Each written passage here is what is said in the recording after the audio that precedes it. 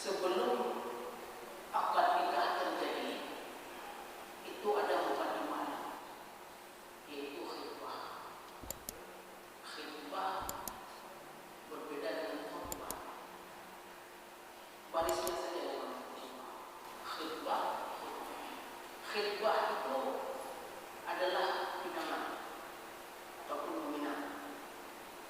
Kalau orang anak zaman sekarang ada menyebutnya dengan ta'aruf. Nah, jadi dikatakan kalau ada orang yang menikah, oh ini kita ta'arufkan dulu. Jangan sampai ta'aruf itu disalah artikan. Jadi kadang-kadang ketika ingin mendapatkan pahala jauh dari maksiat, malah yang menjadi sebaliknya. Ada maksiat yang dibungkus dengan syaitan. Jadi ada maksiat yang kadang-kadang dibungkus dengan syaitan. Dikatakanlah ini apa nih? Ini orang pacaran, ini bukan pacaran orang ini ta'aruf. Tapi proses ta'arufnya itu setelah ta'aruf jalan lagi. Dikasih nomor HP yang mereka melakukan hubungan yang memang seharusnya kalau bukan namanya ta'aruf, maka namanya akan sesuatu yang lain. Nah, di dalam khitbah ini, di dalam meminang itu, ada hadis yang disampaikan oleh Umar. Rasul mengatakan, la khitbata ala khitbati akhi. Tidak boleh meminang dalam pinangan orang. Kalau seorang anak gadis sudah dipinang atau seorang perempuan sudah dipinang, maka tidak boleh dalam pinangan orang itu dipinang oleh orang lain. Kadang-kadang di tengah masyarakat ini terjadi ada satu anak gadis yang sudah dipinang. Ternyata ketika datang laki-laki yang lain yang menurut keluarganya lebih kecil, itu lebih kecil, akhirnya dibatalkanlah kecil menurut jadi begini. Itu tidak dibolehkan di dalam syariat. Jadi tidak boleh meminang di dalam pinangan. La khitbah ala khitbati akhi. Kemudian jika sudah terjadi pinang ini sudah terjadi, orang Aceh menyebutnya dengan pinangan. Pinangan. Dalam perilaku adat kita, yang menurut hemat saya itu agak bertentangan dengan syariat. Dalam kehidupan kita, kalau sudah tunangan, yang kalau dia setengah hidup sudah setengah istri dia, belum sepenuhnya, tinggal setengah lagi. Yang perempuan sudah setengah istri, yang laki-laki sudah setengah suami. Itu dalam adat yang kita lihat.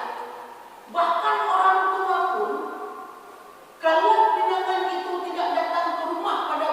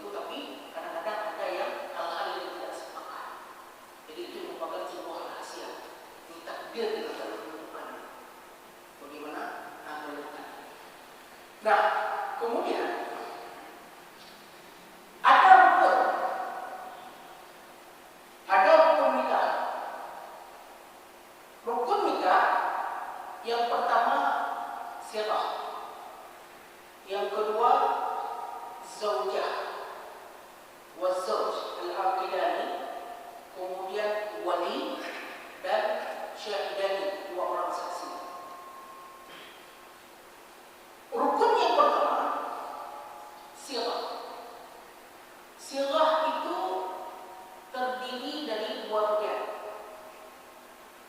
Ada ijab dan ada qabul. Di sirah ada dua, ada ijab dan ada qabul. Namanya ijab qabul. Kalau bahasa Arabnya al-ijab wal qabul. Orang kita mengatakan ijab qabul. Wong Aceh dah mat jawab balik. Ini bukan baca kalimat jawab balik. Arti maksud dari mat jawab balik itu adalah ijab qabul. Ijab merupakan lafaz yang disampaikan oleh wali. Wali siapa? Wali dari perempuan. Wali siapa? Wali dari perempuan. Siapa yang berhak menjadi wali dari perempuan? Yang berhak untuk menjadi wali dari perempuan adalah yang berhubungan dengan nasab. Yang berhak untuk menjadi wali dari perempuan adalah yang berhubungan dengan nasab. Satu. Yang kedua, yang boleh menjadi wali dari perempuan selain hubungan nasab adalah hubungan jabatan. Dua.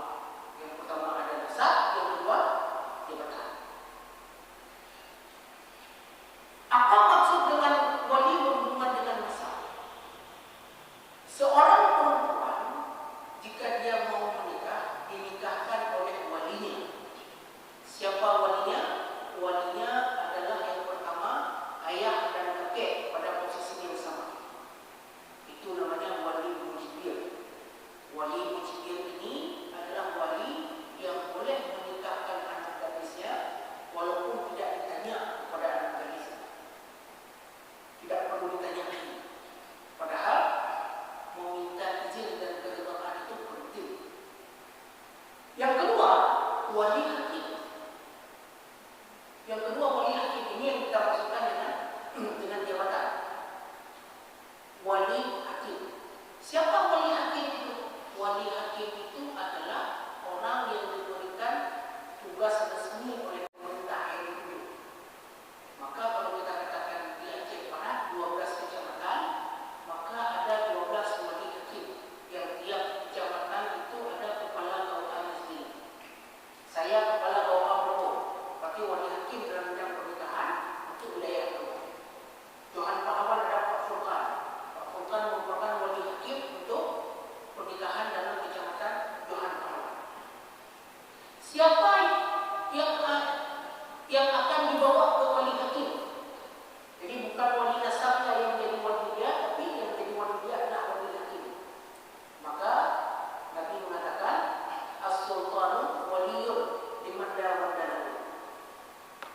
Pemerintah menjadi hakim bagi orang yang tidak punya wali. Menjadi wali bagi orang yang tidak ada wali. Seorang perempuan tidak ada wali, siapa walinya? Wali hakim. Bagaimana perempuan tidak ada wali? Kan tidak mungkin tidak ada perempuan yang tidak ada wali. Semua perempuan ada wali. Perempuan yang tidak ada wali, yang pertama, semua walinya sudah meninggal dunia. Itu berarti tidak ada wali. Setelah tsunami, semua meninggal. Ayah meninggal, kakek meninggal, adik ayah ada, semua tidak ada. Saudara kandungan ada, tidak ada, tidak ada. Anak paman ada, tidak ada. Anak saudara laki-laki ada, tidak ada, semua tidak ada. Siapa yang akan menikahkan dia? Wali hakim. Jadi jangan cari hakam. Jadi ini ada istilahnya wali hakim. Ada namanya muhakkam. Wali muhakkam. Siapa wali muhakkam? Wali muhakkam itu adalah seseorang yang diangkat menjadi hakim untuk menikahkan.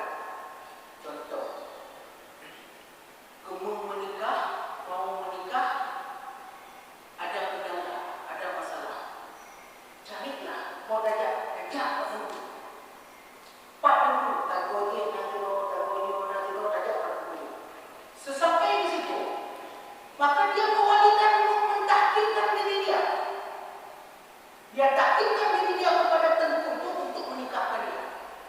Ini dikatakan dengan wali muhakkam. Nanti kita lihat apakah wali muhakkam itu boleh ataupun tidak.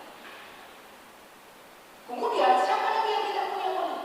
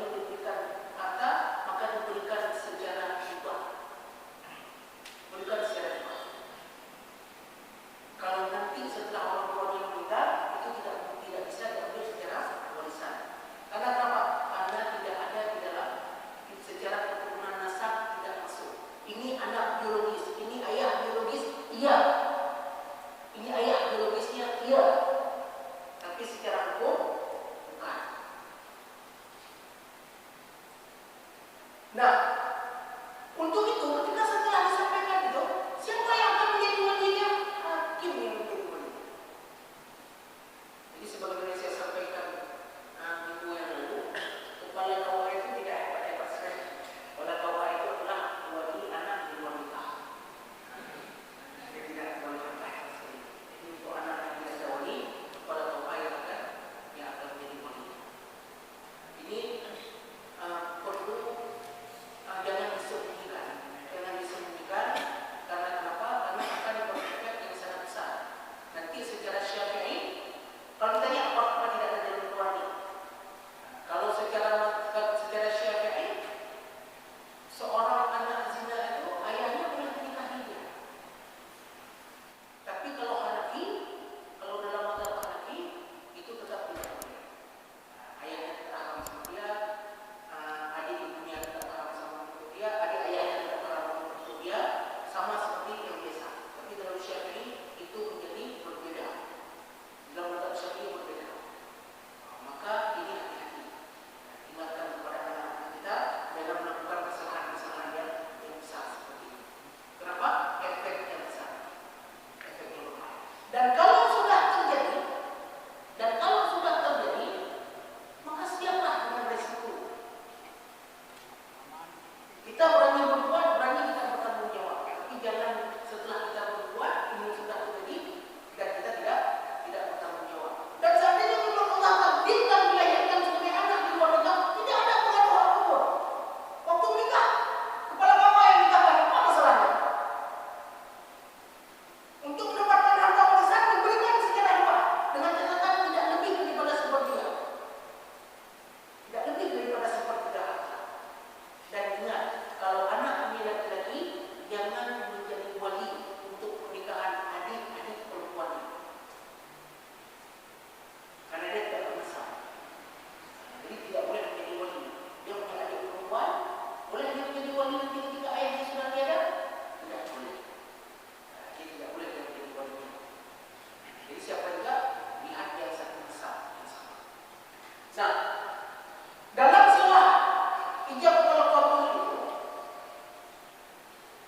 kalimat yang dipakai adalah angkahtuka wa zawwajtuka. Saya nikahkan engkau dan saya kawinkan.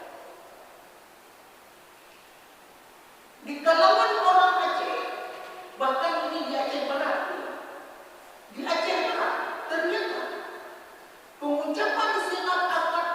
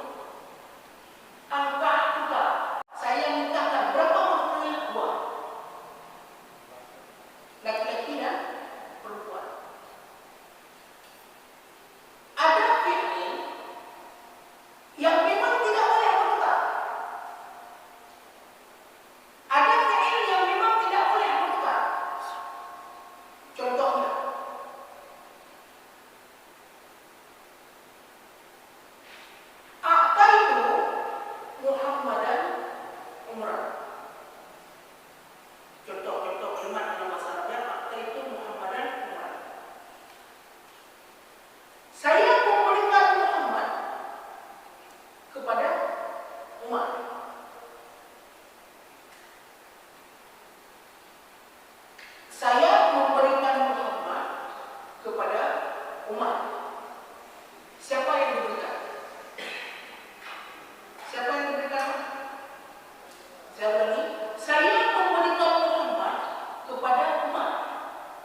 Bahasa Arabnya ataitu Muhammadan umrah. Kira-kira siapa yang diberikan? Muhammad. Kepada siapa diberikan? Pada umat. Kalau seandainya bertukar antara Muhammad dan umat, pengaruh tak kepada maknanya? Pengaruh besar. Pengaruh besar. Saya memberikan Muhammad kepada umat. Kalau berbalik, maka maknanya akan berbeda. Saya memberikan umat kepada Muhammad. Itu tidak boleh juga.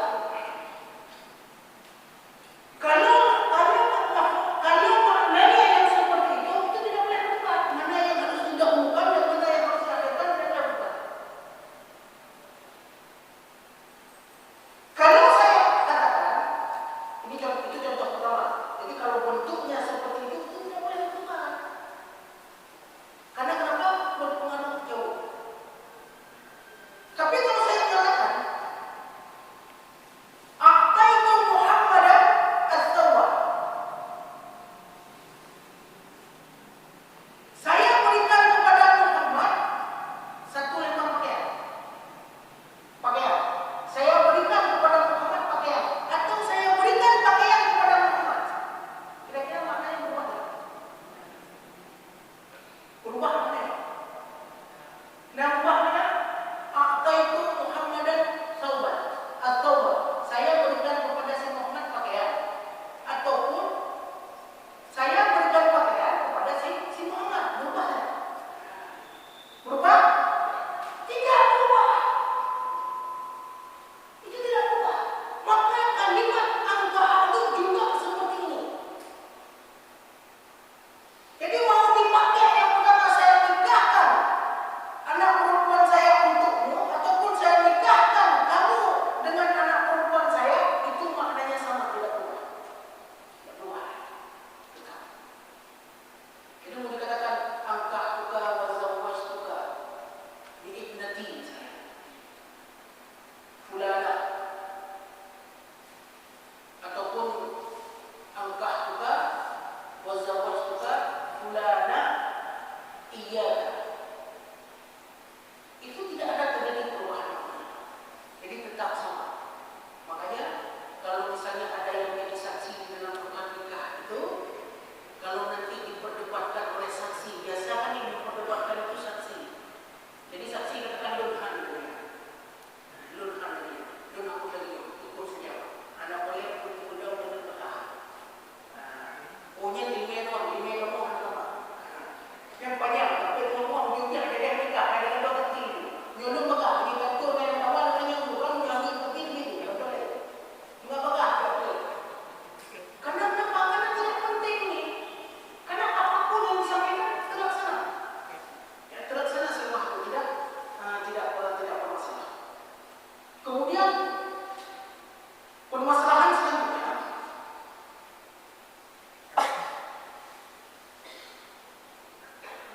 apakah boleh ataupun apakah ijab dan kabul itu harus dengan bahasa Arab? Ataupun orang yang bisa berbahasa Arab? Apakah orang yang bisa berbahasa Arab wajib melakukan ijab kabul dengan bahasa Arab? Ini kan susah juga kan? Kalau seandainya ijab kabul wajib bahasa Arab. Calon suami bisa, calon wali bisa, saksi tidak bisa. Tidak jalan juga. Saksi bisa, wali bisa, calon suami yang tidak bisa. Itu tidak jalan juga. Maka di dalam ijab kabul ini itu sah. Ijab kabul disampaikan dengan bahasa terjemahan. Dengan bahasa terjemahan. Urung Aceh, menikah dengan bahasa Aceh boleh. Urung bahasa Jawa, menikah dengan bahasa Jawa boleh. Tapi saksinya harus paham juga. Dengan saksinya tidak paham, ya itu tidak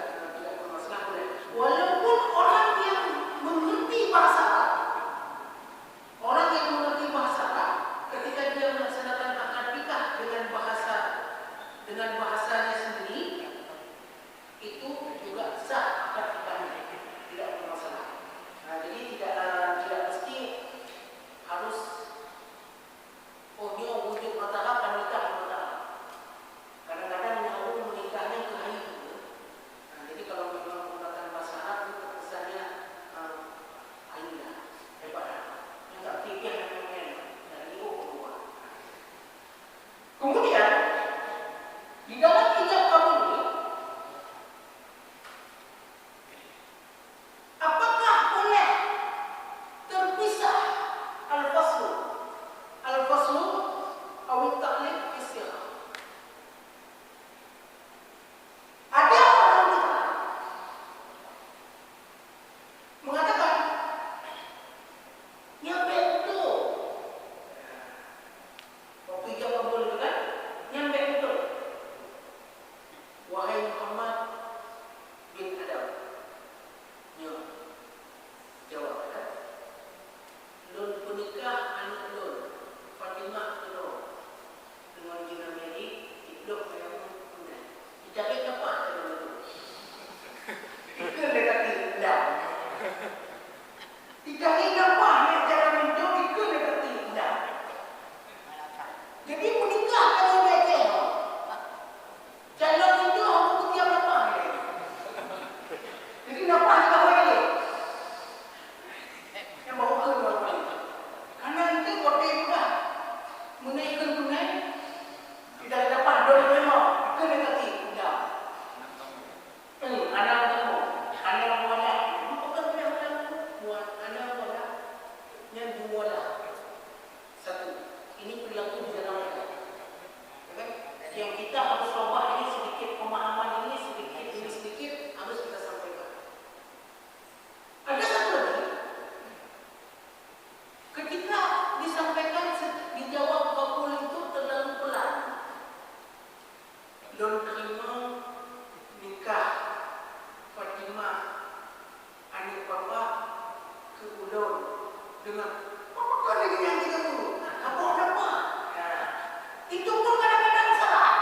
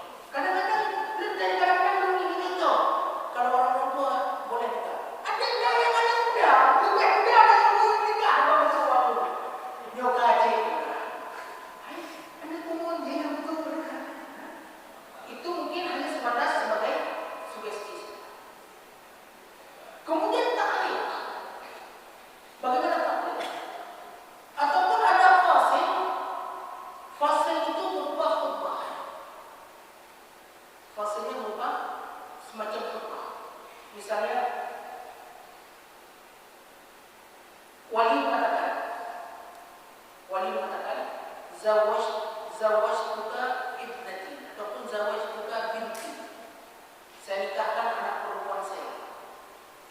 Faqala zawj, kemudian calon suami mengatakan bismillahi walhamdulillah qabiltu nikah.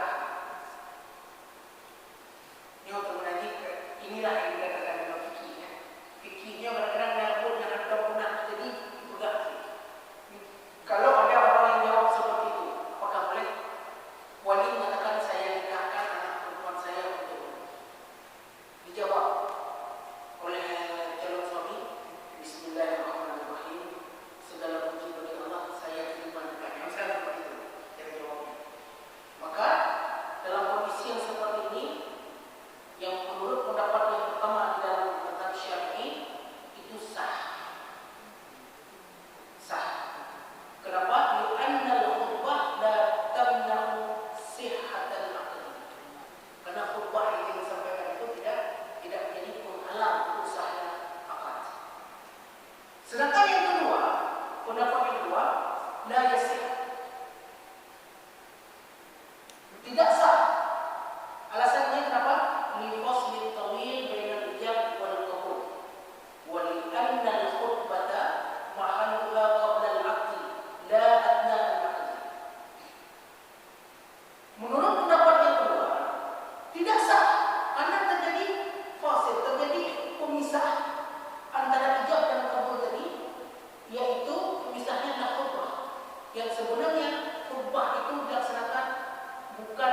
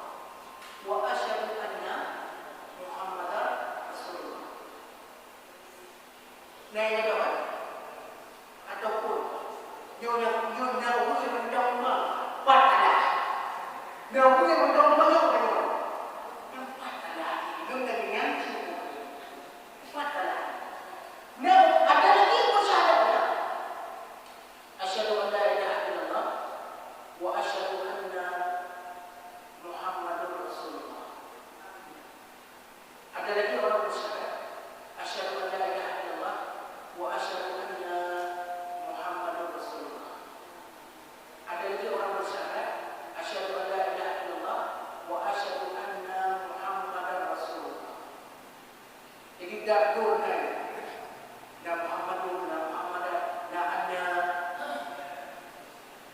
Dan ternyata faktor inilah yang menyebabkan kita harus memerintahkan calon untuk bersyahadat.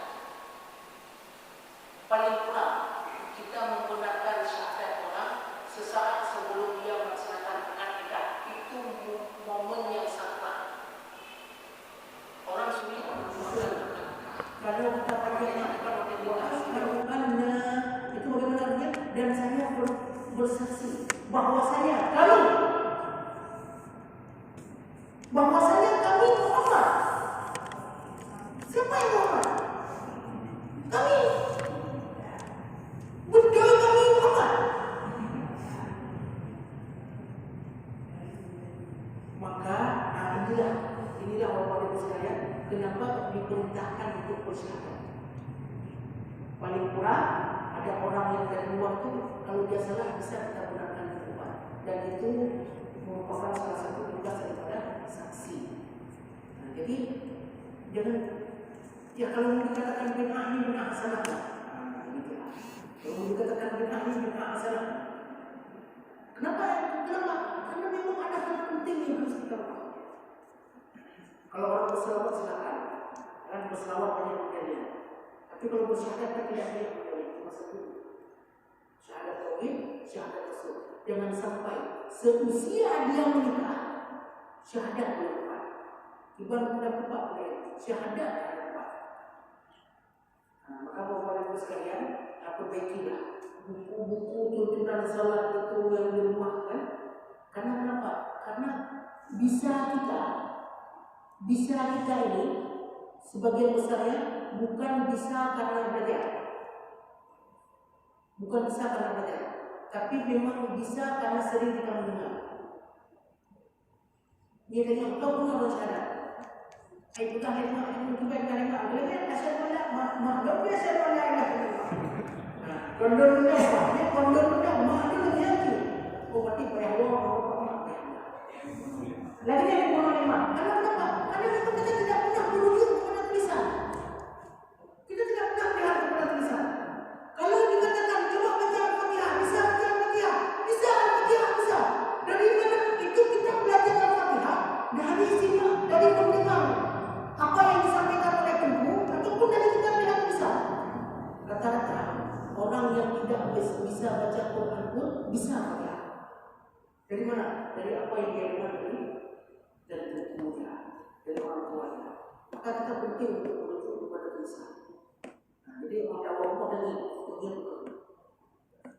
Itu hal yang paling kecil di dalam syahadat. Di dalam pelaksanaan ijab dan kabul. Kemudian apabila sirah itu ditaklid, taklid itu misalnya dikatakan menyium pada Allah ini, menyium pada Allah, hukum nikahkah dengan itu taklid. Kalau matahari keluar, matahari terbit, maka saya nikahkan kau dengan laki. Diterima, dijawab oleh calon suami, saya terima. Itu dikatakan dengan taklid. Taklidnya apa? Digabungkan dengan keluarnya matahari. Maka dalam akad nikah tidak boleh, ya, tidak boleh di dalam lafaz sirah ada taklid seperti ini. Ataupun dikatakan ada anak-anak muda yang tidak tinggal di rumah. Orang tua mencari calon menantu kan berbeda-beda. Katanya mencari calon menantu carilah di masjid, di masjid sudah dapatkan calon menantu. Karena ada punya ustaz, sudah kayak di dalam rumah, memang juga cuma lagi kuliah. Dikatakan oleh calon ayah mertua ini menyukai kuliah, menikah. Hari ini disampaikan besok lulus kuliah dia. Bukan dulu kuliah, padahal kuliah, ijab kuliah, kan belum tentu jodoh anak-anak saja. Iya, betul-betul. Benda ada seorang akan menyuruh dia akan tidak menyuruh. Tinggal buka pada kita.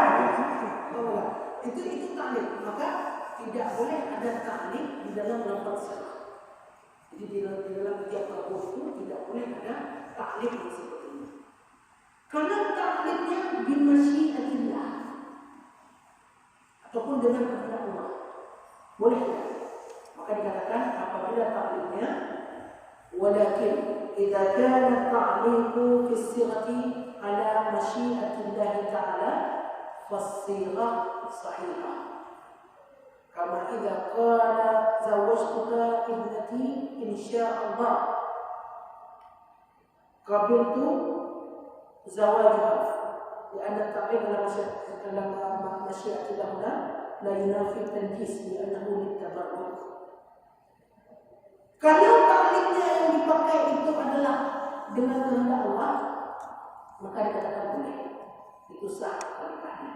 Karena kalimat dengan kehendak Allah itu tidak dianggap sebagai tidak menghalangi terlaksana tanjis itu terlaksananya akad nikah. Itu dibolehkan. Misalnya seorang wanita mengatakan, saya nikahkan anak saya untukmu. Dijawab, insya Allah saya terima. Insya Allah. Saya nikahkan anak saya untukmu. Dijawab, insya Allah saya terima. Maka kalimat insya Allah saya terima di dalam mazhab Syafi'i itu dianggap sah. Sah. Anak apa? La yunafid tanjis. La yunafid tanjis itu tidak menghalangi pelaksananya akad. Untuk yang terakhir, ittihadul majlis. Di dalam selah ijab kabul disyaratkan ittihadul majlis. Ittihadul majlis itu adalah terlaksana dalam satu majlis. Maka menjadi permasalahan ketika nikah pada masa corona ini dilaksanakan secara daring, bukan daring ya, dilaksanakan secara daring dalam jaringan ataupun online. Ya kan sudah ada yang melaksanakan pernikahan online. Apa maksudnya nikah online? Minggu yang lalu sudah saya sampaikan, aneh ini. Akad nikah dilaksanakan secara online. Kemudian nanti setelah akad nikah secara online, tidurnya online pula. Oh, kalau tidurnya nggak bisa online bisa. Kalau tidurnya itu harus offline gitu. Itu tidak bisa online. Maka jadi masalah. Kalau akad nikah dilaksanakan secara online, kenapa tidurnya tidak bisa online? Punya tidurnya online juga. Karena kenapa? Ini tidak boleh karena supaya tidak ada keramaian. Jadi tidak dilaksanakan secara online. Di dalam mazhab Syafi'i, ittihadul majlis ini menjadi syarat untuk sahnya akad. Arti ittihadul majlis itu berkumpul di satu tempat yang sama, berkumpul di satu tempat yang sama. Antara wali, saksi, ada ijab kabul didengar jelas dan disaksikan oleh kedua orang saksi. Jadi ijab kabul disaksikan dan didengar jelas oleh kedua orang saksi. Itu makna ittihadul majlis. Di dalam mazhab Syafi'i, ittihadul majlis ini menjadi syarat pelaksananya akad. Jadi saya pernah mencoba ilustrasi dulu.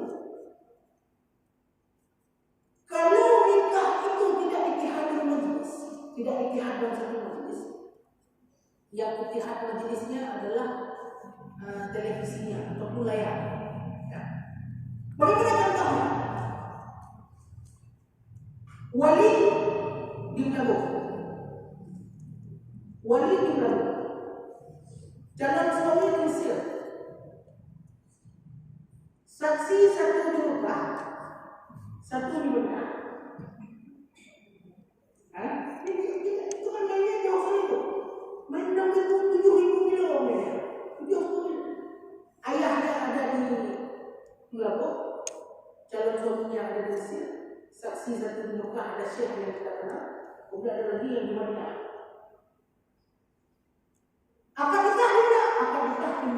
Masjid An-Nur. Dia pemilihan yang tidak, tapi yakin kalau memang hukum online itu akan terjadi seperti yang saya sampaikan. Akad nikah di mana? Akad nikah sedang di Masjid An-Nur. Wali di mana? Wali di mana? Pak di mana? Waya, itu nggak mau waya nggak mau. Calon suami di mana? Calon suami masih kuliah, bagaimana di Mesir? Saksinya satu di Mekah, satu di Madinah. Apa keren itu? Akad nikah di mana? Tempat nikah di mana? Masjid An-Nur. Gimana cara itu berarti? Rupanya dihadap-hadapi empat ayat itu. Satu di sini, satu di situ. Dua saksi sini satu, sana satu. Yang ijtihadnya benda tinggi ijtihadnya. Gimana dia cok di dalam Mesir dulu? Maka dikatakan yang bukan saya nikahkan anak saya. Dia orangnya di rumah ingin pakai ini. Calon suami di TV rumah, cuma tempatnya untuk TV di sini. Makanya salah satu persyaratan sirah ijab kabul itu adalah ittihadul majlis. Nah, jadi saya sampai saat ini kurang setuju ya. Bukan tidak boleh karena Hanafi katanya kalau kita merujuk misalnya ke dalam Abdurrahman Al-Jazari, Al-Fiqh al-Madhahib al-Arba'ah, Abdurrahman Al-Jazari dia mengatakan kalau yang dikatakan dengan ittihadul majlis itu adalah berkumpul pada satu tempat, saksi mendengar ijab dan kabul antara dua orang ini, dari dua orang yang melakukan akad, wali dan mempelai dan ini. Itu dikatakan ittihadul majlis. Namun di dalam Hanafi dibolehkan. Ini yang mungkin menjadi dasar orang mengambil akad nikah online. Dibolehkan. Tidak terjadi secara langsung ijab kabul dari calon suami dan wali. Misalnya dikirimkan surat, saya nikahkan anak saya untuk Muhammad dengan mahar sekian. Ditulis surat itu, dikirim surat itu. Kapan dia laporkan? Dia sudah laporkan semuanya. Dikirim surat itu, kemudian setelah diperlihatkan suratnya, ada saksi kiri kanan, dijawab saya terima nikahnya. Dalam Hanafi ini dianggap sah. Dalam mazhab Hanafi, tapi dalam Syafi'i ini tidak boleh. Nah, maka satu hal yang sama dalam sirah ijab kabul itu harus ittihad majlis. Di samping yang sudah kita sampaikan tadi harus ittihad majlis. Kemudian untuk yang terakhir ada yang mengatakan kalau wali tidak boleh menjadi saksi. Ada yang mengatakan kalau wali tidak boleh menjadi saksi. Bagaimana contohnya? Contohnya seperti ini. Seorang anak perempuan ayahnya sudah meninggal dunia, sudah tidak ada lagi ayahnya, tapi dia punya saudara kandung laki-laki 3 orang. Ya, punya saudara kandung laki-laki 3 orang. Siapa yang akan menjadi walinya? Biasanya yang tertua dari saudara laki-laki ataupun yang paling mengerti hukum. Katakanlah anak yang tertua menjadi saksi yang menjadi wali dia. Apakah boleh saudara kandung yang lain untuk jadikan saksi? Itu kebiasaan di tengah masyarakat kita yang saya lihat, ya itu tidak boleh. Mengundang kalau ada membawa mengenai barang bukan yang nanti yang wali dia. Maka yang perlu kita luruskan, yang tidak boleh menjadi saksi wali yang menjadi wali nikah. Itu tidak boleh menjadi saksi. Sedangkan wali yang lain yang bukan menjadi wali nikah dia boleh menjadi saksi. Boleh. Karena kita kan ada wakil, ada wakilah. Misalnya yang menjadi wali nikahnya abang kandung yang tertua, tidak dinikahkan oleh abang kandung yang diberikan wakilah kepada tentu. Abang kandung yang tertua itu yang tidak boleh menjadi saksi karena dia sebagai wali. Tapi saudara kandung dia yang lain, yang nomor dia yang nomor 2, yang nomor 3, yang bukan menjadi wali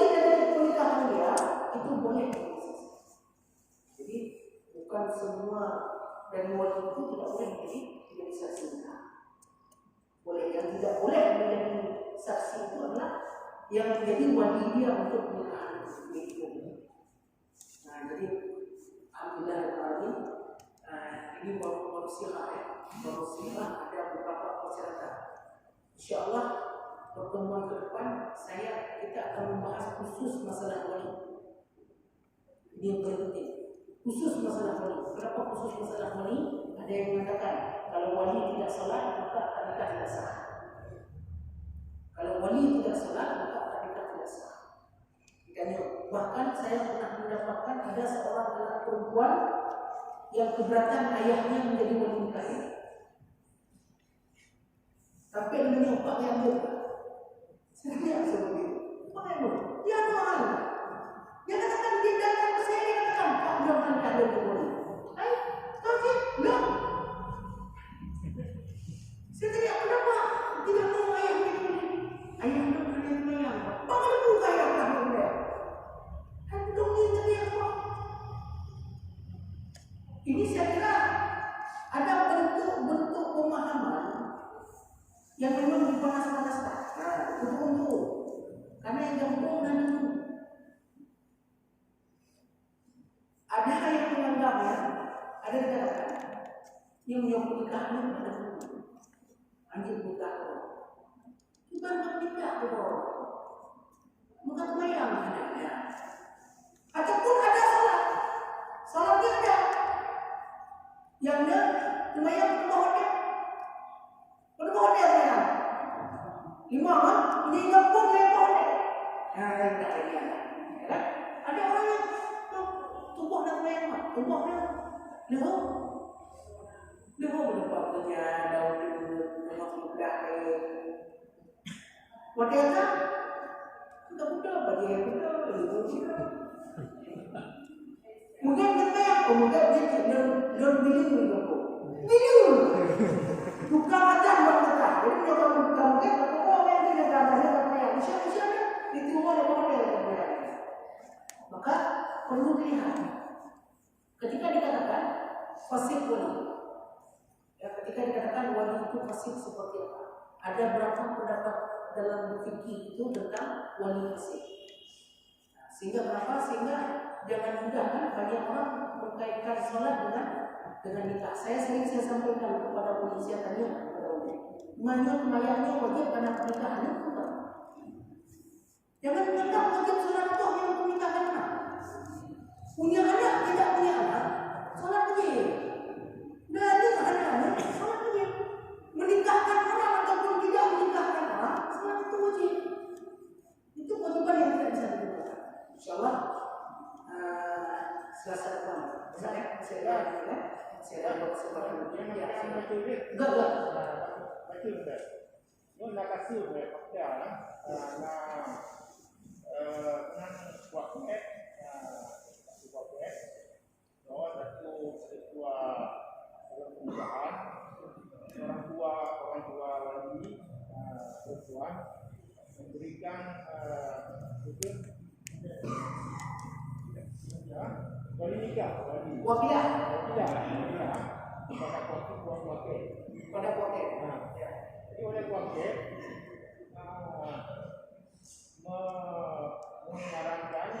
menyarankan supaya orang tua walinya berhadir dalam majelis hadir hadir orang tua wali kucing sudah mana yang tadi gimana ya yang kemudian ini betul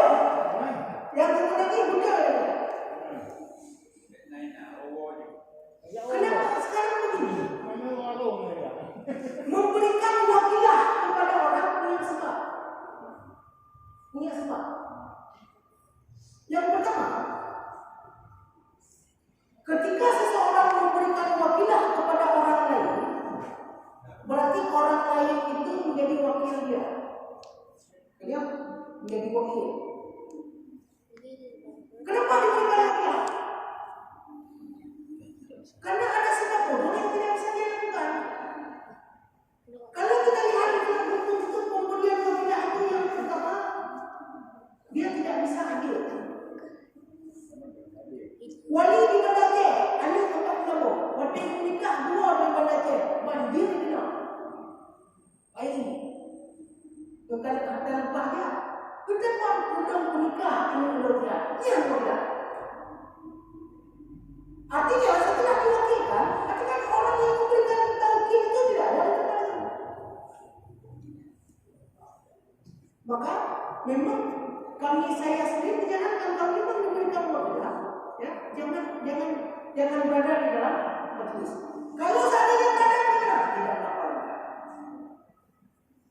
Kalau seandainya dia wakilah, wakilah. Katanya banyak apa nih wakilah? Mulai, ya, yang mulai itu wakilah untuk lebih jalan. Nah yang dia kata, maka dia wakilah, tahu, dia dapat bawa. Maka dia wakilah, maka dia wakilah, tahu. Mau dia bawa apa? Lu tahu, mungkin lu tahu. Yo kenal ini no, tadi karena nak orang tua dia anak mampu, kemudian mengucap, Anak mampu apa? mengucap,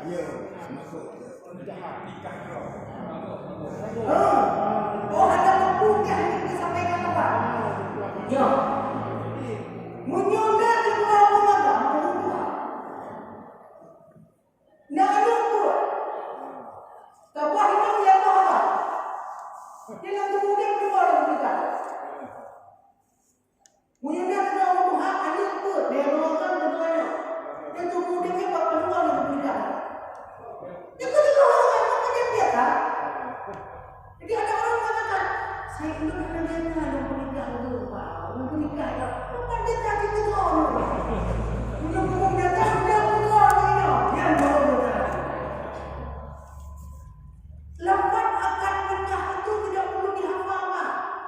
Tapi boleh dibaca. Tidak ada satu pendapat pun yang mengatakan tidak boleh dibaca. Yang penting katanya bahwa ayahnya dibaca itu. Namun saya pernah mendapatkan namun hanya membaca ganti bukan membaca baju.